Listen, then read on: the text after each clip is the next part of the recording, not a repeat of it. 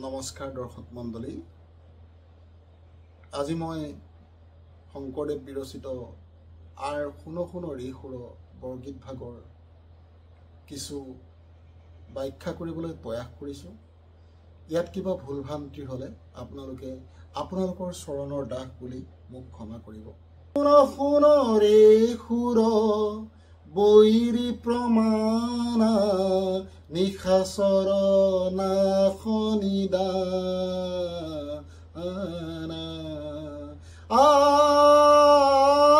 শুনো শুনো ৰে সুৰ বৈৰী প্ৰমাণা নিশাচৰ নাশনিদানা। ইয়াত বৰগীত ভাগত আৰ শুনো শুনো ৰে সুৰ বৈৰী প্ৰমাণা, ইয়াত দেৱতাসকলক ক'ব বিচৰা হৈছে দেৱতা, সুৰ মানে দেৱতা আৰু সুৰৰ বিপৰীত অসুৰ। গতিকে ইয়াত হে দেৱতাসকল, তোমালোকৰ প্ৰধান বৈৰী লংকাৰ ৰাৱণৰ যি বিনাশযজ্ঞ পৰম কল্যাণময় ত্ৰেতা যুগৰ মনুষ্য অৱতাৰ, ভগৱানৰ মনুষ্য অৱতাৰ, ঈশ্বৰৰ মনুষ্য অৱতাৰ, পৰমাত্মাৰ মনুষ্য অৱতাৰ ৰামৰ দ্বাৰা যি এই বিনাশৰ যাত্ৰা আৰম্ভ হ'ব সেই বিষয়ে কোৱা হৈছে। আৰ শুনো শুনো ৰে সুৰ বৈৰী প্ৰমাণা, হে দেৱতাসকল শুনা, তোমালোকৰ প্ৰধান বৈৰী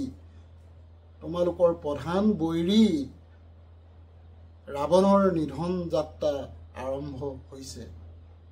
উল্লেখনীয় যে এই বৰগীত ভাগ যদিও ৰামায়ণৰ সময়ৰ নহয়, তথাপিতো ৰামায়ণৰ পাছৰ সময়ত আমাৰ জগতগুৰু শ্ৰীমন্ত শংকৰদেৱ গুৰুজনাই আচলতে ইয়াৰ যোগেদি এক কাল্পনিক যি তেওঁৰ চিন্তাধাৰা, যি আধ্যাত্মিক চেতনাযুক্ত মনৰ দ্বাৰা তেওঁ আচলতে ৰাৱণক এক উপদেশমূলক বাণীৰে এই বৰগীত ভাগ ৰচনা কৰিছিল।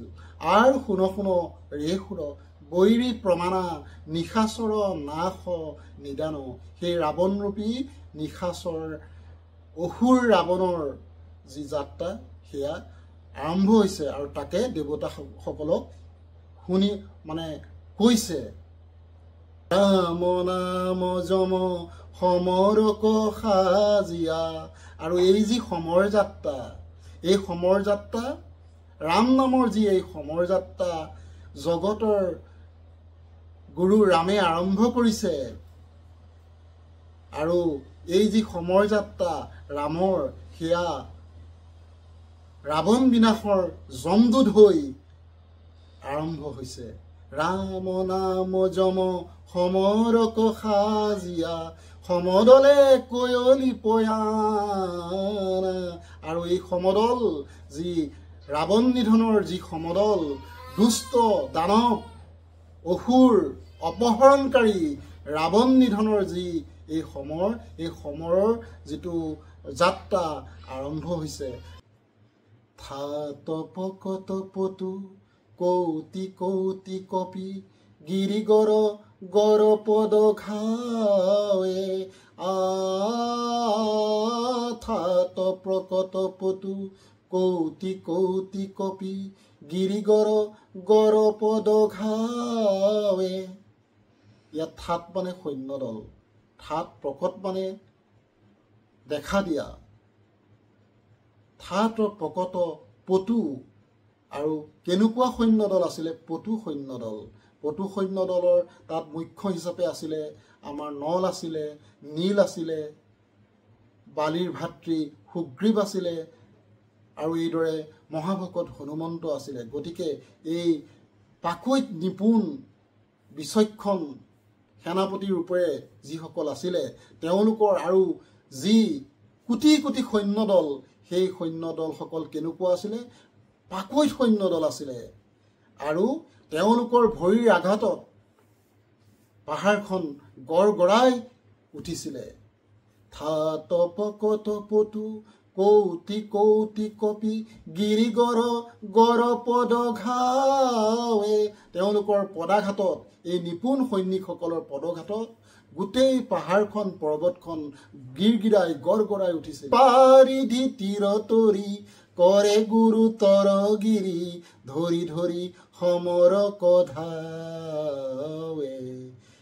আৰু এই যি যাত্ৰাকালত তেওঁলোকে যিহেতু সাগৰ পাৰ হৈ যাবলগীয়া হৈছিল, আৰু এই সাগৰ পাৰ হৈ গৈ বাৰিধি তীৰতৰি কৰে গুৰু তৰগিৰি, আৰু ডাঙৰ ডাঙৰ শিলাখণ্ড, গিৰি, পৰ্বত, শিল তেওঁলোকে বাৰিধি তীৰতৰি ধৰি ধৰি সমৰ কধাৱে। আৰু সেই শিলাখণ্ড লৈ লৈ এখন সাঁকো সৃষ্টি কৰি ক্ৰমান্বয়ে সেই যি নিপুণ সৈন্যদল, পটু সৈন্যদল আগবাঢ়ি ৰাম নামৰ ধ্বনিৰে আগবাঢ়ি লংকালৈ বুলি যাত্ৰা কৰিছিলে। হাত ঘাত বহু বাট বিয়পি চৌগৰে বেল হৰি লংকা। হাত ঘাত বহু বাট বিয়পি চৌগৰে বেল হৰি লংকা। লংকাৰ হাট বজাৰ ৰাস্তা পদূলি সকলোতে কেৱল ৰাম নামৰ ধ্বনিৰে উত্তাল পৰিৱেশৰ সূচনা হৈছিল। হাত ঘাট বহু বাট বিয়পি চৌগৰে বেল হৰি লংকা।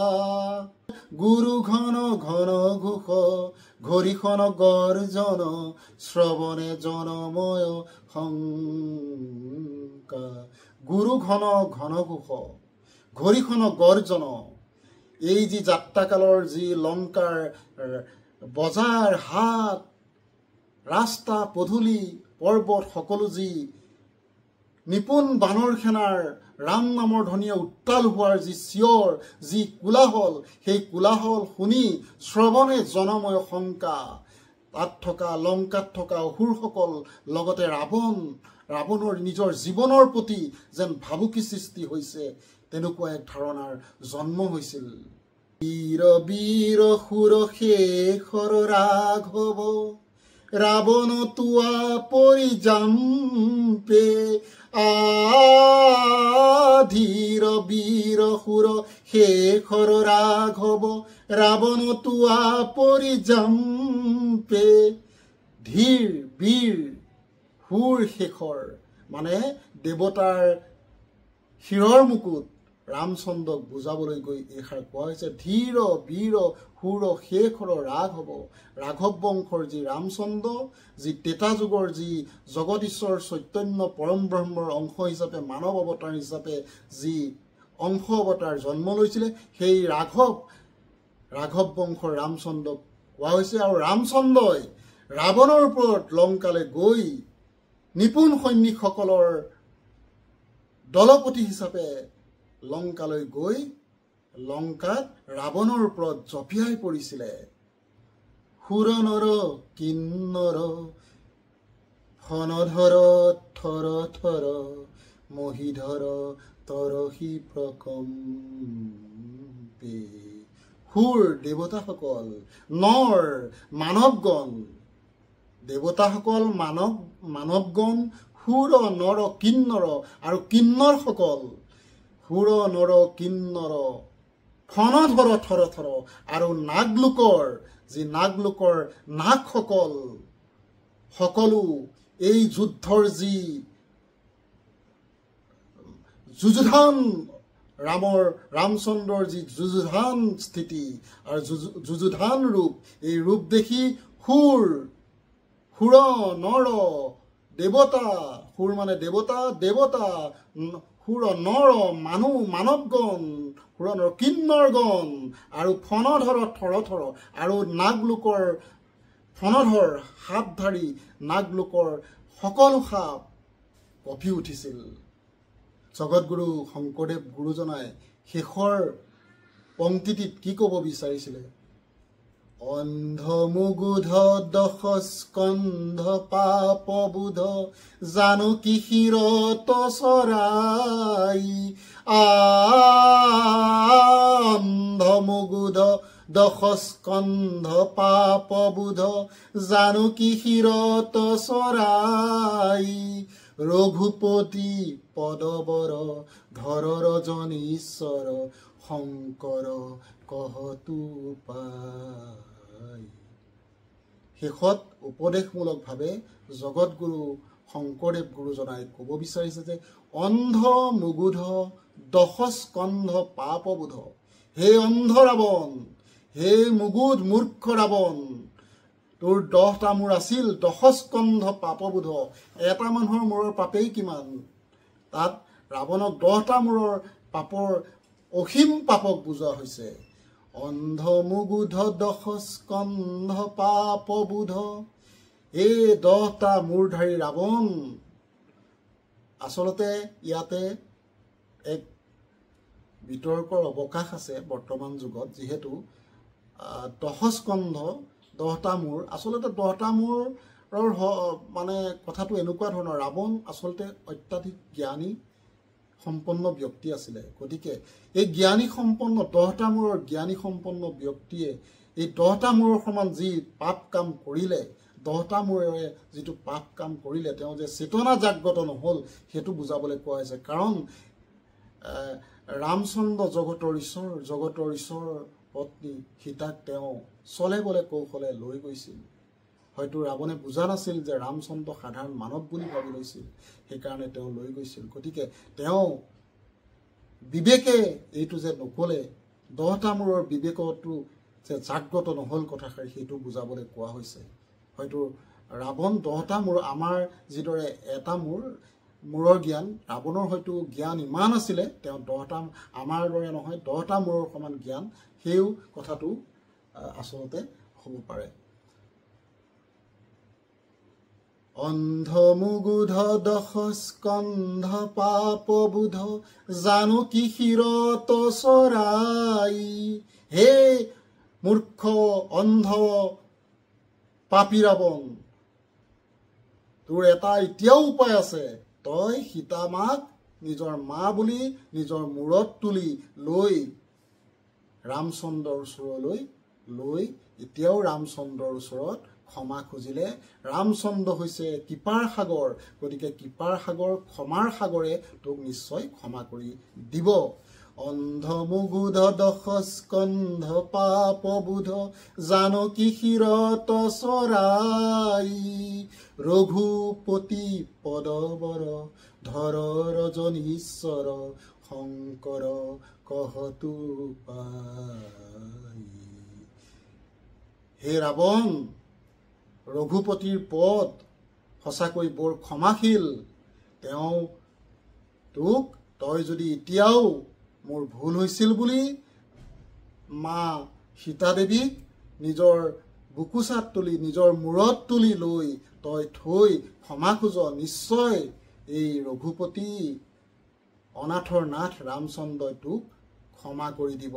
কিন্তু নহ'লে তোৰ বাচিবলৈ ৰাস্তা নাই, জগতৰ ঈশ্বৰৰ ওচৰত তোৰ বাচিবলৈ ৰাস্তা নাই।